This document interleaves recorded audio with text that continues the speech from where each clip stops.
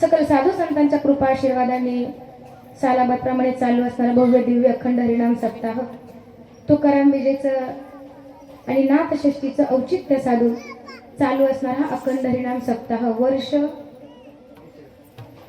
वर्ष तिसरे आणि तिसऱ्या वर्षातील आज 11व्या दिवसाची कीर्तन रूपी सेवा.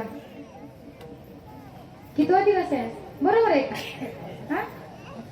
5व्या दिवसाची कीर्तन रूपी सेवा. म्हणजे 7 वाजता कीर्तन ठेवून पण आपण झोपेतच आहे म्हणायचं. 5व्या दिवसाची कीर्तन रूपी सेवा सर्व आयोजक नियोजक गावकऱ्यांच्या माध्यमातून माझ्याकडे आलेले आहेत. प्रथमतः आता तिथं कोणाचं नावही दिसत नाही, कोणाचं आयोजक संयोजक सगळेच गावकरी मंडळी असतील, आयोजक नियोजक असतील. अगदी सगळ्यांना मनापासून धन्यवाद देते. आणि मला वाटते आमचे सावंत महाराज तुम्हीच आहे ना? म्हणजे काही नाव फक्त माहिती आहे पण मी अंदाज लावला की बाबा हेच असतील म्हणून. सावंत महाराजांनी संपर्क केला आणि तुम्हा सर्व मायबापांचं दर्शन मला झालं. अगदी महाराजांनाही मनापासून धन्यवाद देते. अगदी सुंदर असं नियोजन आहे.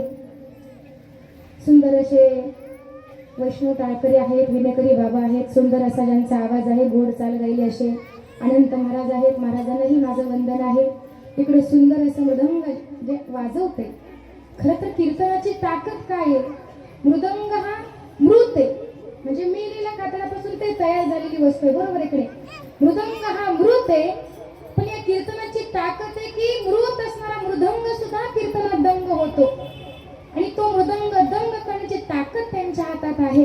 पण आपण माणसं सजीव आहे, त्या ठिकाणी माणसं इकडं मृत असणारा मृदंग कीर्तनात दंग होतो, पण आपण इकडं पकवादाची थाप पडली तर इकडं आपला डुलका लागतो. एवढाच फरक आहे.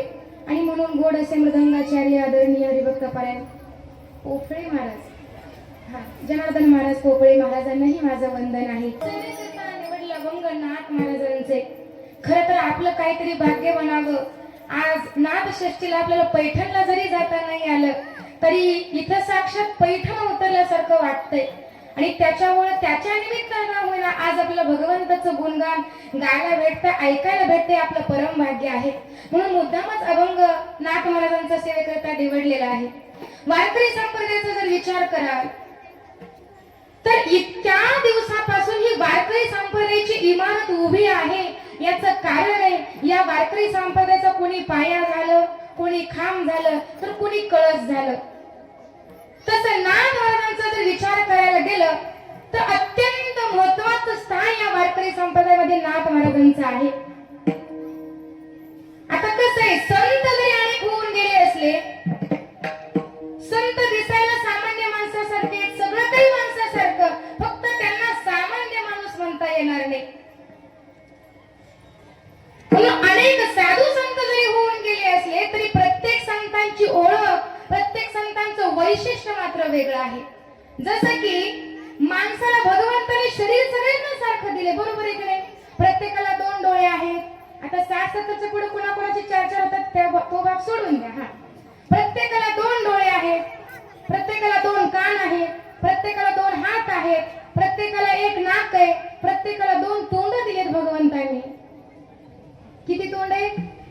एकच दिलं, पण माणूस बोलतो 2 तोंडे. बरोबर आहे की नाही? त्याच्यामुळे आता तपास करायला लावायचं चाललंय नक्की 1 तोंड आहे का 2 तोंड आहे. म्हणजे भगवंताने प्रत्येक माणसाला शरीर जरी सारखं दिलं असलं तरी प्रत्येक माणसाची ओळख मात्र वेगळी. कुणाचा आवाज चांगला आहे, गोड गायचा म्हणून ओळखला जातो, कुणाचा हात चांगला आहे म्हणून ओळखला जातो, एखाद्याचा स्वभाव गोड आहे म्हणून ओळखला जातो, एखाद्याचा स्वभाव कारल्यापेक्षा सुद्धा इथं कोणी नाही येत सहा म्हणून ओळखला जातो. प्रत्येकाची ओळख मात्र काय आहे? वेगळी आहे. तसं वारकरी संप्रदायामध्ये अनेक संत झाले पण प्रत्येक संतांची ओळख मात्र वेगळी आहे. आज ज्ञान हा शब्द जरी आमच्या समोर आला की ज्या ज्ञानोबरांनी वयाच्या 16व्या वर्षी ज्ञानेश्वरी सारखा ग्रंथ तुम्ही आम्हाला दिला, ते ज्ञानोबरे लगेच आमच्या डोळ्यासमोर येतात. इतक्या वर्षानंतर सुद्धा इतकं ज्ञानच त्यांनी तुम्ही आम्हाला दिलं. म्हणून हा ज्ञान ही त्यांची ओळख आहे. म्हणून त्यांना म्हणलं जातं विवेक सागर ज्ञानाचा सागर सखा माझा ज्ञानेश्वर सखा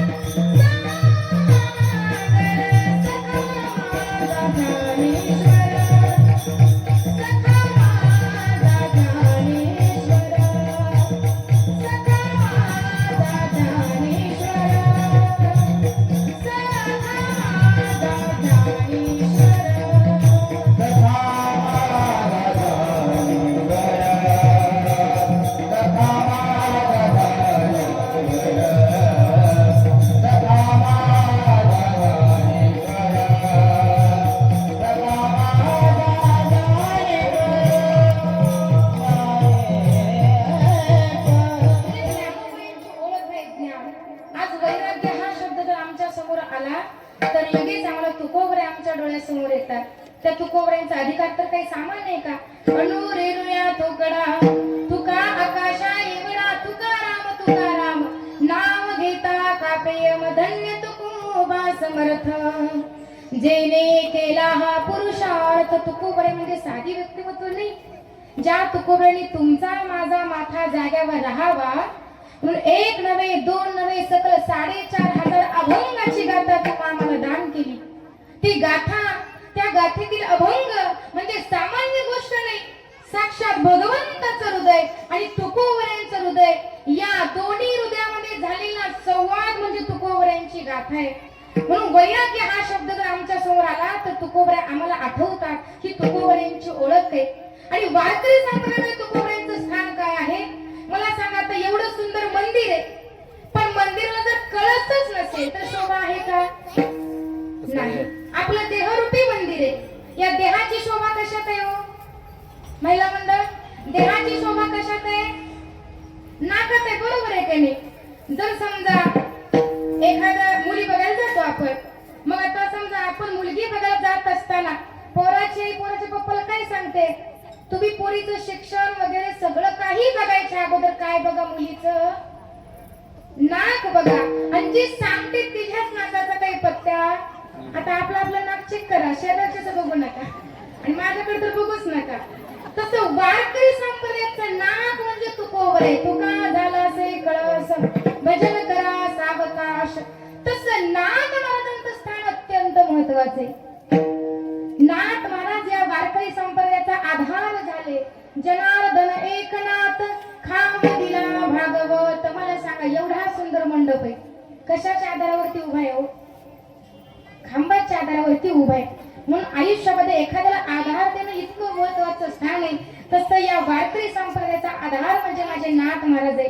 नाथ महाराजांचा जर विचार करायला गेलं तर नाथांच्या जीवनामध्ये त्रिवेणी संगम आपल्याला पाहायला मिळतो. एक संत, दुसरे शांत आणि तिसरं म्हणजे श्रीमंत. हे तीनही गुण नाथांच्या जीवनामध्ये आपल्याला पाहायला भेटतात. आता संत आहे ठीक आहे पण संत श्रीमंतच असतील असं आणि श्रीमंत असणारे संतच असतील असं नाही. म्हणून त्रिवेणी संगम त्याच्या जीवनामध्ये. मग आता नाथ महाराज किती शांत आहेत, किती शांत आहेत. इतके शांत तुम्ही काहीही करा राग नावाची गोष्ट त्यांच्याजवळ नव्हती. आणि कसं असतं मग एखादा चांगला व्यक्ती असेल तर 10 जण त्याला कसं अडकवायचं किंवा कुठंतरी त्याची वाट लावायची याच्या धोरणात असतात ते. बरोबर आहे कडे. तसं नाथ इतके शांत होते सगळं गाव प्रयत्न करायचं त्यांना राग आणण्यासाठी पण राग काही त्यांना येत अहो एक येवण. आता नाथ महाराज बरोबर रोज सकाळी आंघोळीला जायचे स्नानाला. मग गंगेला स्नान करण्यासाठी जायचे. स्नान करून आल्यानंतर तो यवन त्यांच्या अंगावरती थुंकला पण नाथांनी कोण थुंकलं म्हणून सुद्धा माघारी वळून पाहिलं. आपलं प्रसाद जीवनी मुक्त केला. प्रसाद जीवनी मुक्त केला. प्रसाद जीवनी मुक्त केला.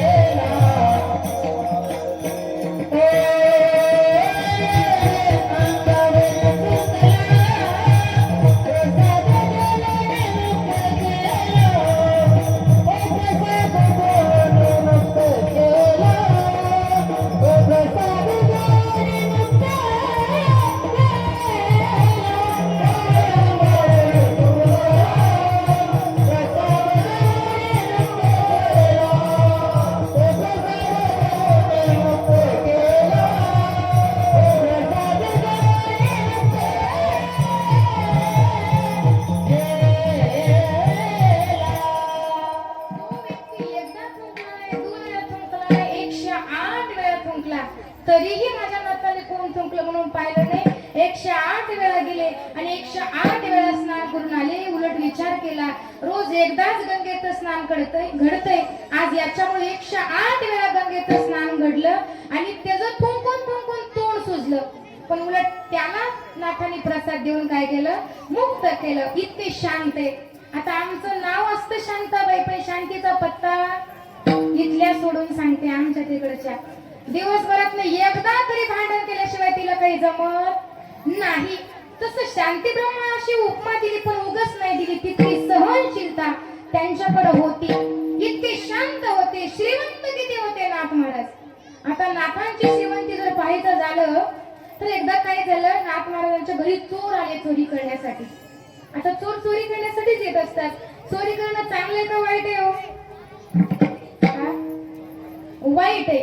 आता चोरी चांगलं कसं आहे तेही तुम्हाला सांगते मी. एकदा काय झालं, एका चोरानं चोरी केली संध्याकाळच्या वेळेला बरोबर, आणि 5,000 रुपये त्यानं काय केले, तिथून चोरले. आता माणसाचं सहजासहजी एवढे तेवढे भागत नाही, चोराचं तर कसं भागेल हो? त्यानं विचार केला की 5,000 काय होणार आहे, असे निघून जातात 5,000. आपण काय करूया, अजून एक घर फोडावं लागतंय. दुसरं घर फोडायला गेला, तिथून 5,000 रुपये चोरले. किती झाले? पैशात चांगलं कळतं. 10,000 रुपये झाले. तो म्हणला 10,000 नंतर काय होणार आहे, असं एखाद्या पंगत गाठली तर. आता चोर पंगत घालणार नाही सोडा, पण समजा बुद्धी सुचली, पण असे 10,000 रुपये निघून जाते म्हणे. मग त्याला विचार केला अजून एक घर फोडावं लागतंय. तिसरं घर फोडण्यासाठी गेला, तिथं त्या माणसाच्या खिशातले 5,000 रुपये त्यानं चोरले. पण तेवढ्यात काय झालं, मालकाला जाग आली, म्हणून घाबरून पळून निघून गेला. मालक उठले आणि उठून बघतायत, पहिला खिसा जाऊन चेक केला तर खिशातले 5,000 रुपये. त्याला वाईट वाटायला लागलं, डोळ्यातनं अश्रू आले. आणि इतक्या कष्टानं इतकं हे करून एवढे 5,000 रुपये कमवले होते, आता पुन्हा किती कष्ट करावं लागणार, पुन्हा 5,000 रुपये कसे कमवायचे याचा तो विचार करायला लागला. रडू लागला आणि रडता रडता त्याचं लक्ष एका गाठोड्याकडे गेलतं. आणि तिथं असं झालं की चोरानं काय केलेलं, अगोदरचं 10,000 रुपयाचं गाठोड होतं ते खाली ठेवलं होतं आणि खिशातले 5,000 रुपये गडबडीत घेऊन निघून गेला. ते 10,000चं गाठोड तिथंच राहिलं. आणि याचं लक्ष गेलं गाठोड्याकडे, आणि गाठोड उघडून बघितलं तर त्यात होते 10,000 रुपये. लगेच चेहरा खुलला, आनंद झाला, हसायला लागला, रडणं बंद झालं. मग मला सांगा, 5,000 जाऊन जर 10,000 येत असतील तर चोरी चांगली का वाईट? बर चोरी होऊ द्या, पण कुणाच्या घरी, तुमच्या का माझ्या? असं मलाही नको तुम्हालाही नको. तसं मला इतकं सांगायचंय. आणि मग नाथांच्या घरी चोरी करण्यासाठी चोर आले बरं का. संध्याकाळच्या वेळेला चोर आले. चोराने जो काही ऐवज आहे तो सगळा घेतला, आणि एक चोर पोटासाठी आतमध्ये काहीतरी शोधत होता. आणि तेवढ्यात नाथांना जाग आली. नाथांना जाग आल्यानंतर चोराने सगळा ऐवज आता गोळा केलेला बघितला. चोर घाबरायला लागले, नाथ महाराजांचे पाय धरू लागले, महाराज आमची चुकी झाली, आम्ही चोरी केली तुमच्या घरी, आम्ही परत कधी अशी करणार नाही, एवढ्या वेळेस माफ करा. पण नाथ महाराज म्हणतात, अरे चोरी करणं सुद्धा सोपी गोष्ट आहे का? डोकं लावावंच लागतं, डोकं वापरावं लागतं. काय असेल, कुठं असेल, एवढ्या रात्रीचं यायचं, किती कष्ट घ्यावे लागतात का नाही? बरोबर आहे का नाही? म्हणजे तुम्ही एवढ्या कष्टानं केले, घेतले, तर आता घेऊन जा म्हणे तुम्ही. आणि मग एक चोर आतमध्ये पोटासाठी काहीतरी शोधत होता आणि तो नाथांना दिसला. नाथांनी मध्यरात्री आपल्या स्वतःच्या पत्नीला उठवलं आणि त्या चोरांसाठी स्वयंपाक करायला सांगितला. आता आमच्या घरी पाहुणा जरी आला तरी आम्ही पाहुण्याला विचारतोय, जेवण आले का, जेवायला घरी जायचंय. पण बघा, आहे का इतकी सहनशीलता, चोरांना जीव घालायचं. बरं इतकंच नाही, मग लगेच गिरिजाबाई उठल्या, स्वयंपाक करायला घेतलं. पण पहिल्या काळात काही गॅस नव्हता, चूल होती. आणि तेवढ्यात काय झालेलं, चुलीचं सरपण संपलेलं होतं. मग असं वर्णन आलंय नाथांची श्रीमंती बघा. नाथांच्या घरी चंदनाच्या लाकडाचा पलंग होता. आता चंदनाचा एवढा तुकडा सुद्धा कुठं पाहायला भेटत नाही आपल्याला. मग त्या चंदनाच्या लाकडाचा पलंग होता. नाथांनी मागचा पुढचा विचार न करता तो पलंग तोडला आणि त्या लाकडाचा काय केला असणारा, स्वयंपाक केला. आणि मध्यरात्री सुद्धा चोरांना अगदी पाहुण्याप्रमाणे पाची पकवानाचं जेवण जीव घातलं आणि त्यांना पाठवून दिलं. म्हणजे इतके श्रीमंतही होते, इतके शांतही होते. आणि संत तर मग माहितच आहे आपल्याला, कोणी जरी आलं त्यांच्याकडे तरी ते कधीच भेदभाव नाही करत. आता चोर जरी आला तरी त्यांना आपलंच केलं ना. म्हणून संतांचा स्वभाव आहे, आपण सारिखे करीती तत्काळ नाही काळ वेळ तया लागे. फक्त संतांकडे जात असताना खरे संत ओळखता आले पाहिजे आपल्याला.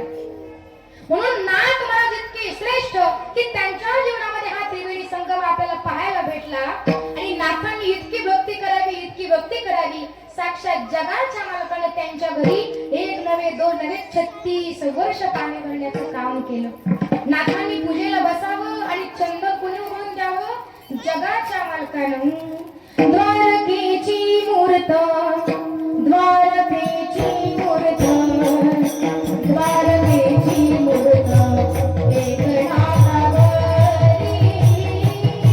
द्वारकेची मूर्त द्वारकेची मूर्त द्वारकेची मूर्त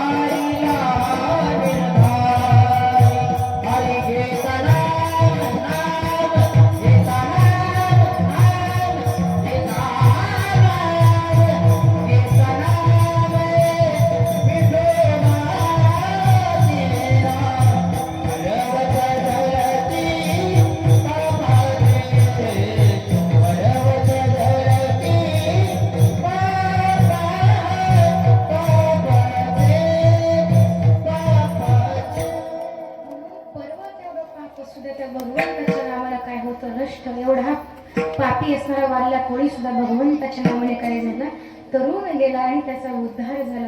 मग तुम्हाला प्रश्न पडेल ताई देवाचं नाव तर एवढं आहे आणि एवढं मोठी ताकद कशी काय एवढ्याशा देवाच्या नावाने एवढं मोठं पाप निघून जातं कसं काय. उदाहरण सांगते म्हणजे तुमच्या लक्षात येईल थोडंसं लक्ष देऊन ऐका. असंच एक कुटुंब होतं आणि त्या कुटुंबामध्ये मुलगी लग्नाला आलेली होती. मग आता मुलगी लग्नाला आल्यानंतर प्रत्येक मायबापाची इच्छा असते की आपली मुलगी कोणाच्या घरी गेली पाहिजे. महिला मंडळ कोणाच्या घरी गेली पाहिजे गरीबाच्या आहे का नाही खायला भाकरी नाही अशा घरी गेली पाहिजे असं प्रत्येकाला वाटतं. प्रत्येकाची इच्छा असते. आपण स्वतः जरी घरी बसलो तरी प्रत्येक मायबापाची इच्छा असते की आपली मुलगी मोठ्याच्या घरी शिकलेल्याच्या घरी गेली पाहिजे श्रीमंताच्या घरी गेली पाहिजे. तसं तीही मुलगी अतिशय शिकलेली होती सुसंस्कारित होती. तिच्याही मायबापाची इच्छा होती की आपली मुलगी मोठ्याच्या घरी गेली पाहिजे. आणि योगायोगानं तिचं लग्न आपला देश सोडून एका परदेशातल्या मुलासोबत ठरलं. आता परदेशातला मुलगा म्हणजे गावाकडचं काही ज्ञान नाही मराठी साधं त्याला नीट बोलता येत नाही सगळं त्याचं इंग्लिश मध्ये शिक्षण झालेलं आणि लहानपणापासून परदेशात वाढलेलं सगळं इंग्लिश मध्ये. लहानपणापासून परदेशात वाढलेल्या त्या मुलासोबत तिचं लग्न ठरलं आणि धूमधडक्यात लग्न झालं. मग मला सांगा लग्न झाल्यानंतर मुलीला पहिला जो कुठला सण येतो त्यावेळेस आपण मुलीला काय करतो माहेराला बोलवतात का नाही माहेराला बोलवतात ना. हा माहेराला बोलवायची पद्धत आहे. मग तसं लग्न झाल्यानंतर त्यांचा पहिला सण होता दिवाळीचा. आता पहिल्या काळात बघा दिवाळी म्हणल्यावर इतका आनंद असायचा 2-2, 3-3 महिने आनंद असायचा. दिवाळी आली मोठी सणाची वेळ झाली. कारण का सगळे लोक गरीब होते काम करत तेवढंच खायला भेटायचं. मग दिवाळी आली म्हटलं की ते 2-2 टायमाला रोजगार करायचे आणि महिनाभर आधी पैसे कमवायचे मग ते दिवाळी साजरी करायची. आता दिवाळी आली काही गेली काही विशेष आहे का. सगळ्यांकडे पैसे आले सगळे श्रीमंत झाले रोजच दिवाळी चालले काहीच कमी नाही आपल्याला. त्याच्यामुळे दिवाळी आली काही गेली काही इतकं विशेष वाटत नाही. मग सासरे भाऊ आणि दिवाळीला दोघांनाही येण्यासाठी सांगितलं. जावायला जे आनंद झाला का आनंद झाला तर आता गावाकडे जायला भेटणार गावाकडचा आनंद, गावाकडचं वातावरण आपल्याला बघायला भेटणार, गाव कसं असतं हे सगळं बघायला भेटणार, म्हणून त्याला आनंद झाला. आणि मग गावाकडे आले दोघेही. आता दिवाळी पडल्यानंतर सगळ्या घरातनं दारातनं संध्याकाळच्या वेळेला दिवेच दिवे लावलेले दिसायला लागले. पणत्या पहिला काळात सगळं घर भरून आपण पणत्या लावायचं, पण आता लावतो का हो? आता कलियुग आलं, सगळं बदललं. आता घर भरून लाइटिंग असते, कुठं तरच एक दिवा लावलेला असतो. मग आता तोही परदेशात वाढल्यामुळे सगळं लाइटिंग तिकडं. हे दिवा आहे याचंही ज्ञान त्याला नव्हतं. मग ते सगळ्या घरातनं दारातनं पणत्या लावलेल्या दिसायला लागल्यावर ते विचार करायला लागला, बाबा हे काय लावले सगळ्या घरातनं दारातनं. आता जावं हे सासरे भावाला विचारावं तर कसं कमीपणा वाटतो ना. आणि माणसाला कमीपणा पचवायची ताकद माणसाजवळ नाही, कसं विचारायचं म्हणून गप्पच बसला. विचार करायला लागला, बाबा ह्याला काय म्हणत असतील, काय म्हणत असतील. एक दिवस गेला, दुसऱ्याही दिवशी संध्याकाळी तेच लावलेलं दिसायला लागलं. दुसऱ्याही दिवशी विचार केला, पण विचारायचं काही धाडस झालं नाही, बाबा ह्याला काय म्हणते. पण तिसऱ्या दिवशी ज्या वेळेस पणत्या लावल्या त्यावेळेस त्याने विचार केला, बाबा आपण विचारूया सासऱ्याला. आणि सासऱ्याला विचारलं, सासरे बाबा हे सगळं घरातनं दारातनं तुम्ही लावलं ह्याला काय म्हणते. मग सासरा पण जरा हुशार होता, त्यांनी विचार केला, बाबा ह्याला जर आपण सांगितलं हा दिवा आहे किंवा पणते म्हणून त्यांच्या लक्षात येणार नाही, आपण त्याच्याच भाषेत त्याला उत्तर देऊ म्हणले. सासऱ्याला सांगितलं, जावई बापू हे आहे सूर्याचं पिल्लू. काय आहे तुमच्या वाटीत भेटतं का? नाही ना, मग आपण जाऊ तिकडे आणायला. हा, सूर्याचं पिल्लू. त्याला इतका आनंद झाला, इतका आनंद झाला, म्हणला आपल्या देशात तर कुठे एक सूर्याचं पिल्लू सुद्धा बघायला भेटत नाही, आणि सासऱ्यात तर बघेल तिकडे सूर्याचे पिल्ल दिसतंय. आपण एक काम करूया, ह्यातलं एक सूर्याचं पिल्लू आपल्या देशात घेऊन जाऊया. बरं, आता मागायची लाज वाटते, कमीपणा वाटतो, म्हणलं आता यातलं एक उचलून दिलं तर काय सासऱ्याच्या लक्षात येणार आहे. म्हणून जावयानं काय केलं, ते सूर्याचं पिल्लू उचललं.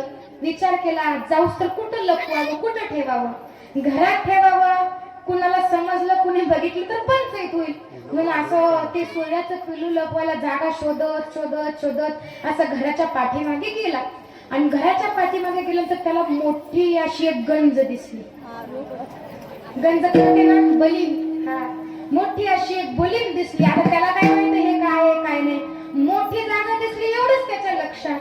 आणि त्यानं विचार केला, आता आपलं सूर्याचं पिल्लू लपवायला एकदम मोठी जागा आपल्याला सापडली. बरं, कडलं तर ठेवावं का नाही. नाही म्हणलं, कडलं जर ठेवलं तर भजनावाले कधीही जाते ती, म्हणलं त्यांना काही काळवेळ नाही, जाताना दिसलं घेऊन गेलं तर काय करावं. मग त्यानं काय केलं, ते सूर्याचं पिल्लू बरोबर त्या गंजेच्या मधोमध घातलं. आता पुढे काय झालं सांगायची गरज आहे का. आणि आपण त्याचीच वाट बघतो, एखाद्याचा कधी धड धड धड धड धड. माणसाच्या मनात दुर्बुद्धी असते व माणसाला माणसाचं काही सहन हो. इथल्यांचं सांगत नाही, आमच्या तिकडच्यांचं सांगते. हा, आणि मग सगळं धड धड धड ती गंज एका मिनिटात पेटली आणि एका क्षणात त्याची राग झाली. मग मला सांगा, आता सगळं गाव गोळा झालं, पण वेळ निघून गेलेली होती. सासरा रडायला लागला की बाबा एका क्षणात वर्षभराचं जनावराचं अन्न नाहीस झालं.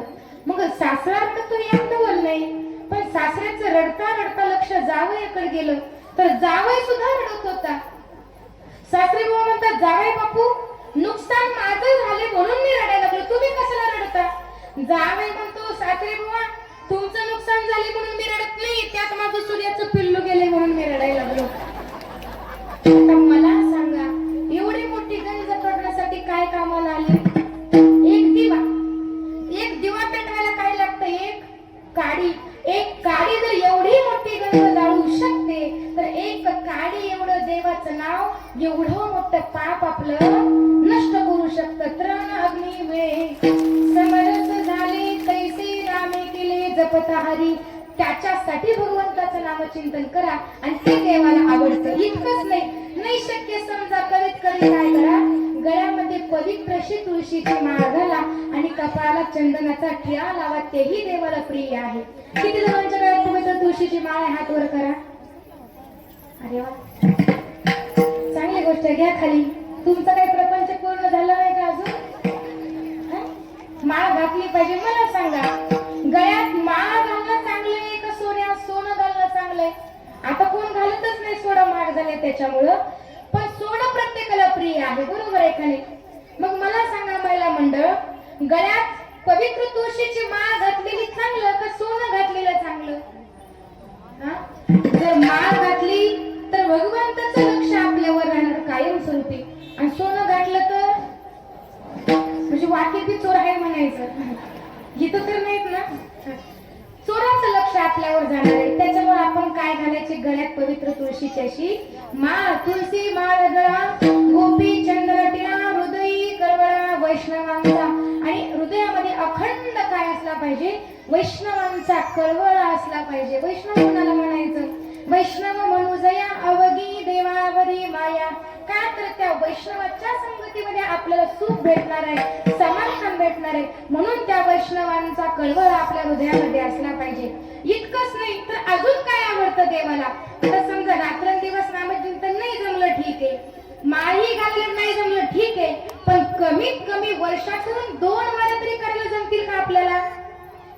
म्हणून नाथ महाराज आवर्जून सांगतात की बाबा त्या 2 वारा तरी तुम्ही विसरू नका. अभंगाचं 3रं आषाढी कार्तिकी विसरू नका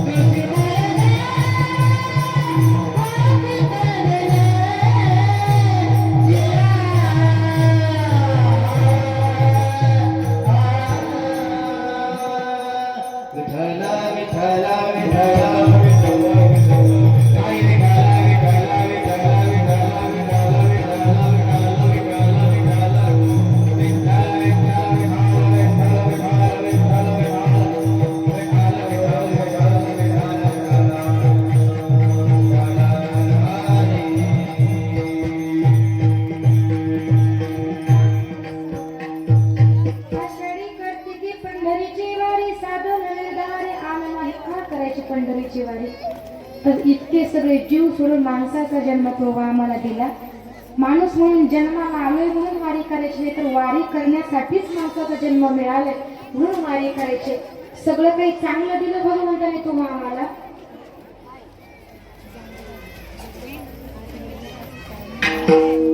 विठ्ठला विठ्ठला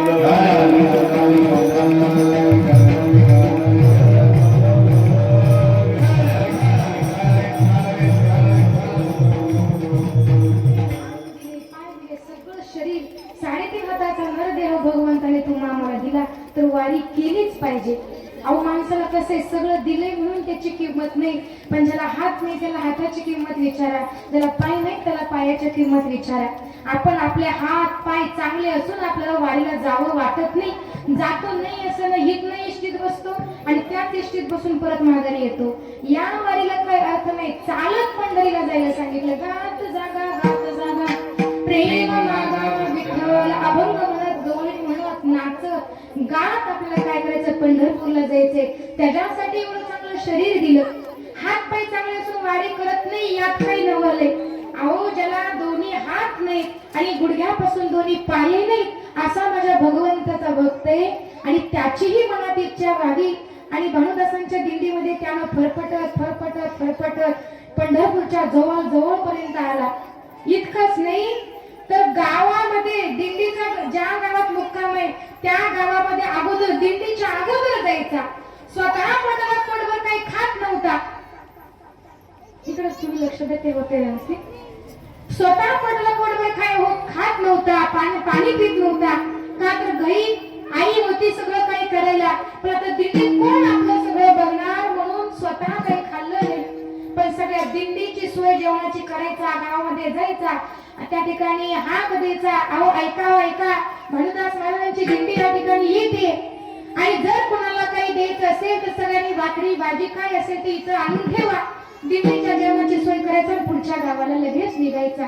असं करत अंगावरचं कापड सगळं रक्तानं माखलेलं होतं, सगळे खडे अंगामध्ये घुसलेले होते, रक्तबंबाळ सगळं शरीर फरफटत लहोळ गावापर्यंत आला.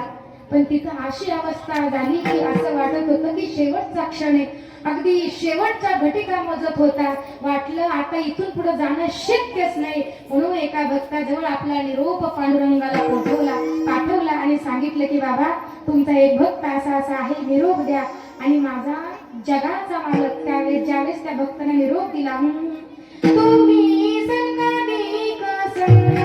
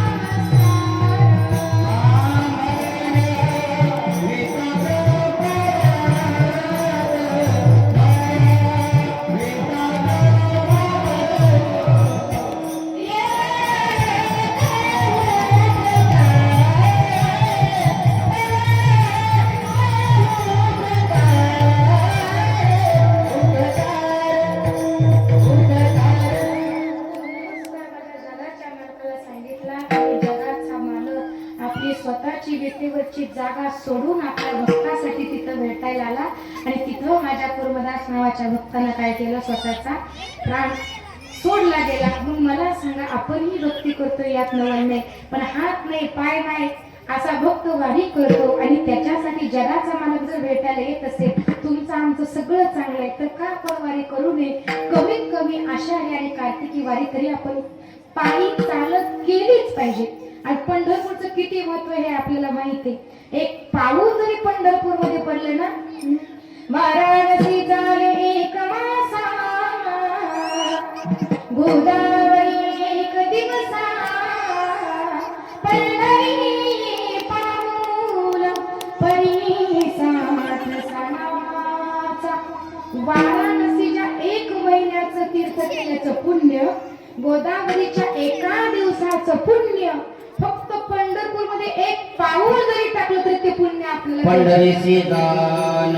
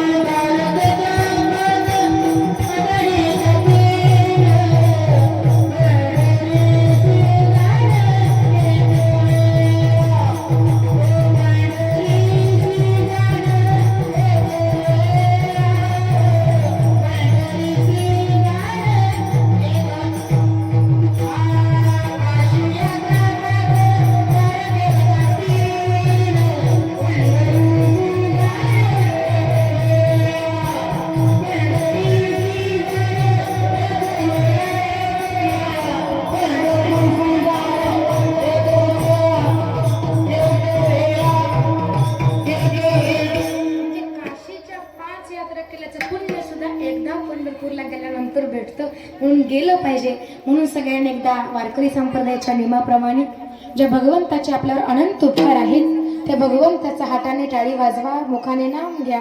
विठोबा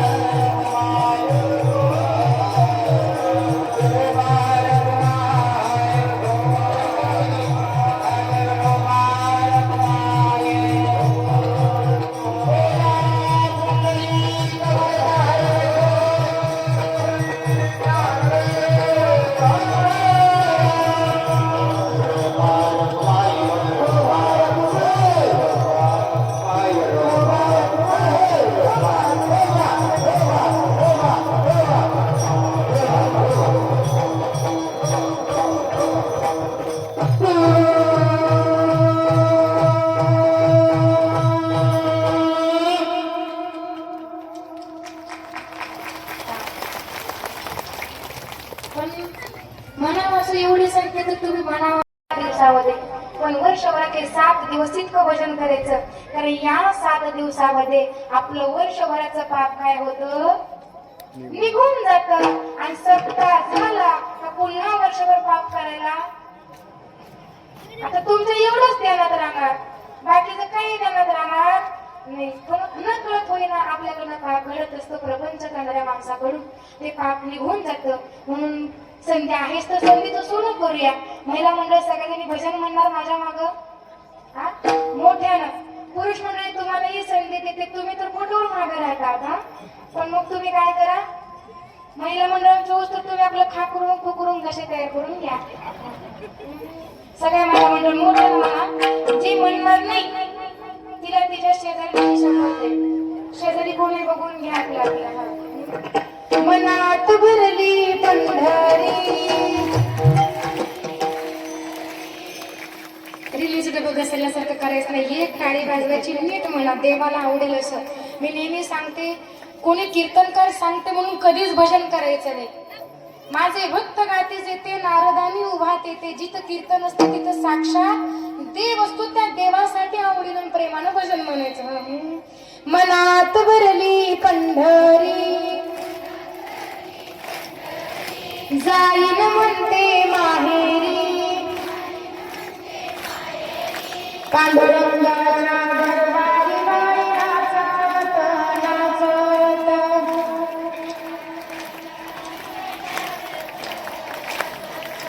पांडुरंगाच्या दरबारी बाई नाचत नाचत.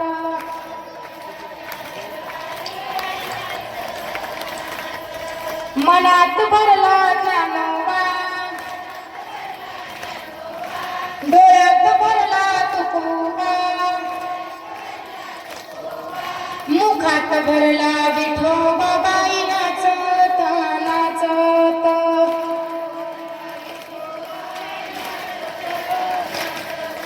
पांडुरंगाच्या दरबारी बाई नाचत नाचत.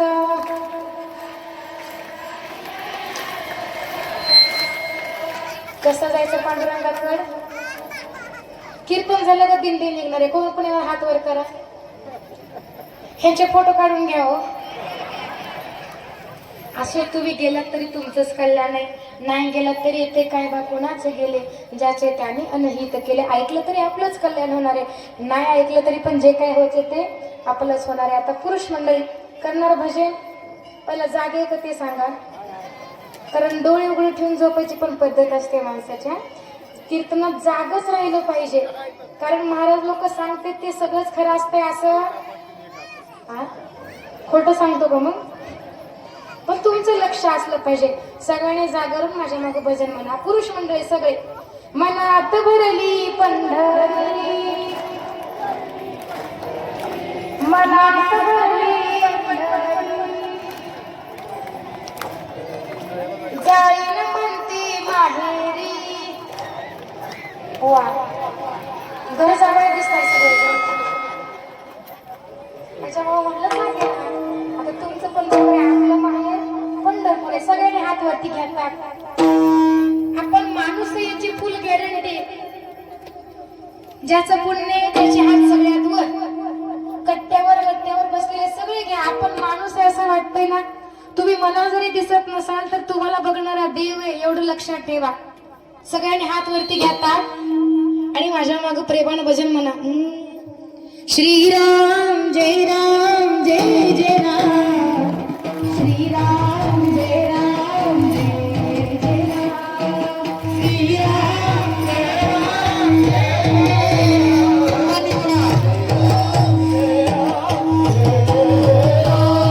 श्रीराम जय राम जय राम, श्रीराम जय राम जय जय राम, श्रीराम जय राम जय जय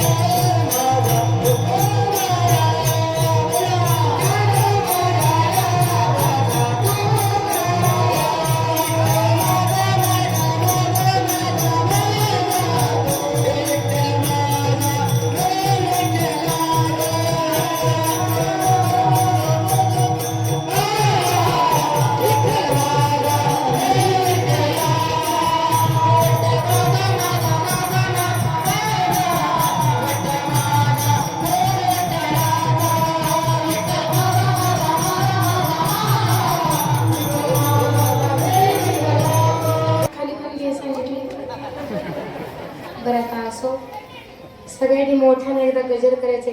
प्रभू रामचंद्र भगवान की. जेवायचं ना सगळ्यांना, सगळ्यांचा मोठा आवाज आला पाहिजे असं. प्रभू रामचंद्र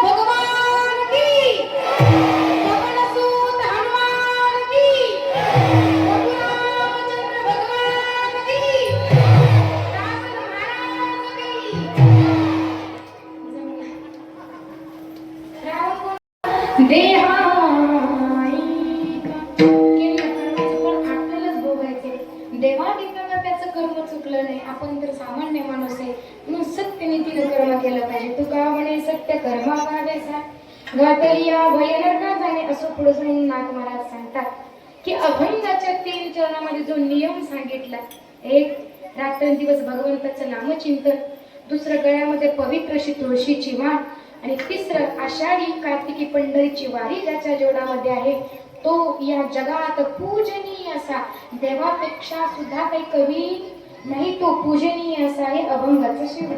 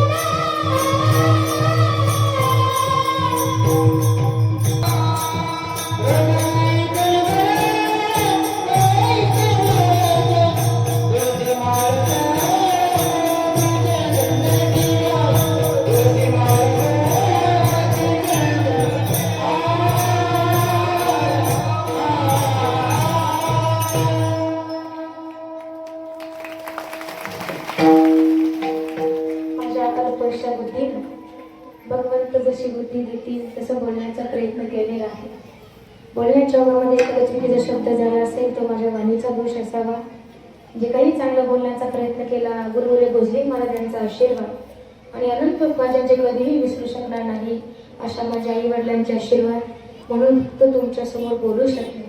म्हणून माझंही तुम्हाला सांगणे काहीच लागत नाही बघा. कितीही पैसा असो, धन दौलत असो, सगळं काही पैशावर जिंकता येतं असं नाही.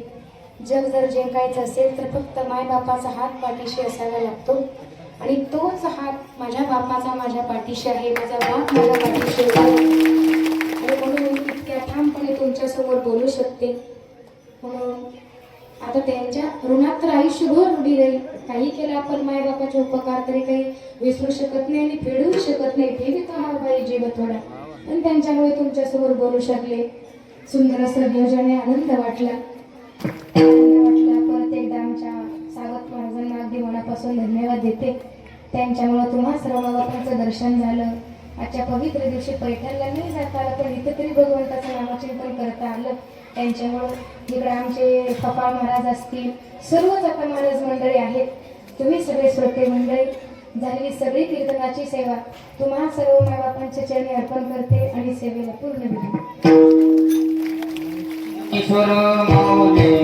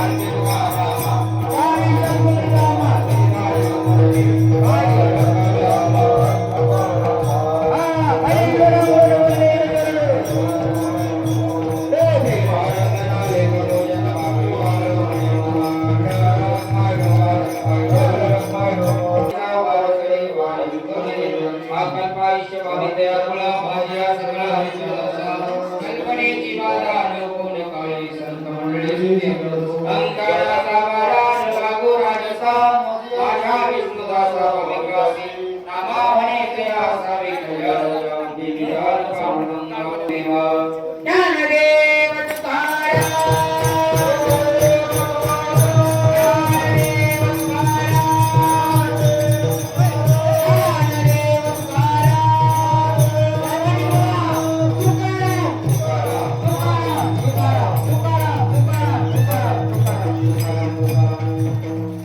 कुंडली कवळदाय